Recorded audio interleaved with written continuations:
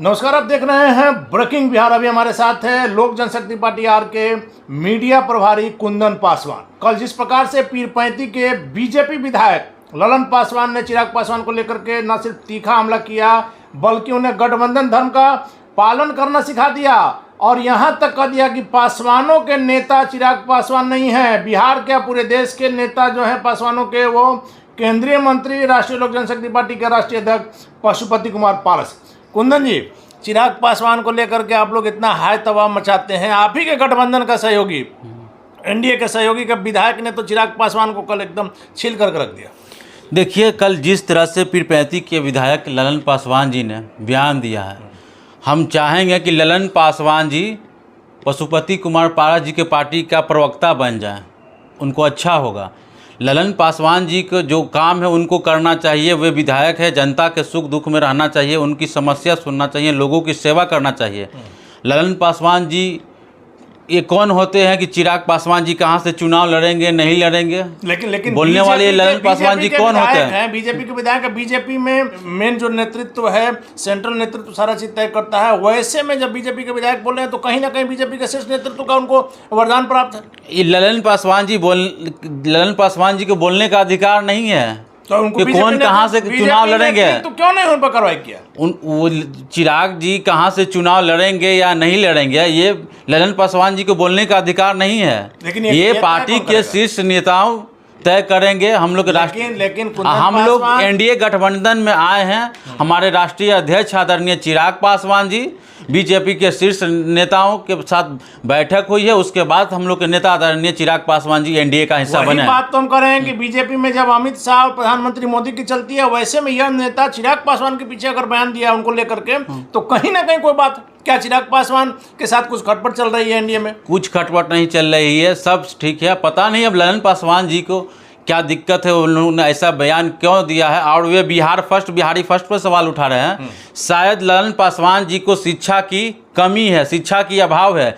Bihari first vision document आप देखिएगा अनिल जी, उसमें तमाम मुद्दे को दर्शाया हुआ है बिहार की जनताओं के लिए, आम बिहारियों के लिए। उसमें तमाम दर्शाया हुआ है कि बिहार को कैसे देश का सबसे नंबर 1 विकसित राज्य बनाए। कुंदन पासवान, सबसे बड़ी बात है कि जब आप एनडीए में नहीं थे, जब एनडीए को जरूरत पड़ी है, चिराग पासवान हनुमान की तरह खड़े रहे हैं, बिल्कुल साथ दिया। और वैसे में बीजेपी उनका कोई वैल्यू नहीं दे रही है। देखिए, ये ललन पासवान जी का व्यक्तिगत बयान है, इसके लिए हम लोग उस बयान, बीजेपी के किसी शीर्ष नेतृत्व का आया यह बात कि ललन पासवान का यह व्यक्तिगत बयान पार्टी से इत्तेफाक नहीं रखती है।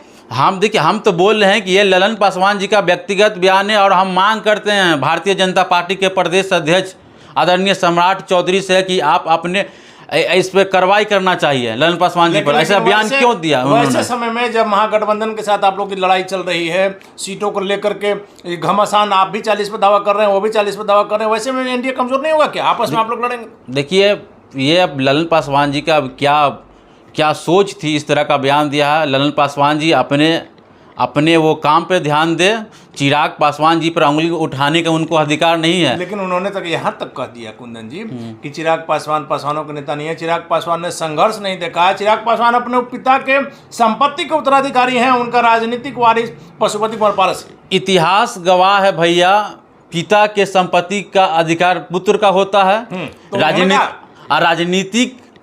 राजनीति का भी अधिकार पुत्र का होता है। आप एग्जाम्पल पर तौर पर आप देख लीजिए, उत्तर प्रदेश के मुलायम सिंह यादव जी का खानदान का चाचा शिवपाल यादव जी पार्टी बनाए थे, क्या असर हुआ? अखिलेश यादव कहीं अखिलेश यादव ही ऑल इन ऑल है।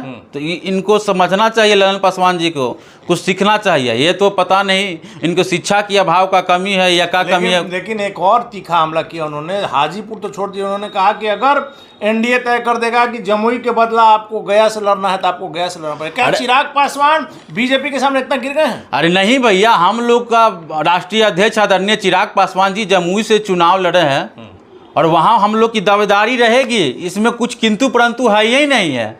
ये ललन पासवान जी बेतुका बात बोल रहे हैं, उनके बात का कोई संज्ञान, कुछ उनके बात का कोई अर्थ नहीं है, उनका बयान कोई नोटिस लेने वाला नहीं है। आप मानेंगे ना कि बीजेपी के शीर्ष नेतृत्व को, जैसे आपने कहा सम्राट चौधरी जो बिहार के प्रदेश अध्यक्ष हैं, निश्चित तौर पर इस पर उनको अपना बयान जारी करना चाहिए कि ललन पासवान का ये व्यक्तिगत बयान है, पार्टी से इत्तेफाक नहीं रखा। हम मांग करेंगे सम्राट चौधरी जी से कि इस तरह का उन्होंने बयान दिया है, चिराग पासवान जी पर उंगली उठाने का काम किया है, उन पर कार्रवाई करें, हम मांग करते हैं। धन्यवाद आपका देते हैं। हमारे साथ लोक जनशक्ति पार्टी रामविलास के बिहार के मीडिया प्रभारी कुंदन पासवान सीधे तौर पर ललन पासवान के खिलाफ, बीजेपी के विधायक पीरपैंती से बीजेपी के विधायक ललन पासवान के खिलाफ जिस प्रकार से उन्होंने चिराग पासवान के खिलाफ बयान दिया है, उनके खिलाफ कार्रवाई की मांग इन्होंने की है बिहार के प्रदेश अध्यक्ष, बीजेपी के प्रदेश अध्यक्ष सम्राट चौधरी से। हालांकि जिस प्रकार से तीखा हमला उन्होंने चिराग पासवान को लेकर के किया है, निश्चित तौर पर यह कहा जा रहा है कि क्या बिहार एनडीए में कुछ ठीक नहीं चल रहा है, क्योंकि जब गठबंधन के सहयोगी इस प्रकार से एक दूसरे पर अगर प्रहार करेंगे तो निश्चित तौर पर यह गठबंधन की सेहत के लिए सही नहीं होगा। आगे क्या होगा इस मामले में, बीजेपी नेतृत्व क्या कुछ करती है, अभी आपको बताएंगे। फिलहाल आप बन रहे हैं ब्रेकिंग न्यूज़।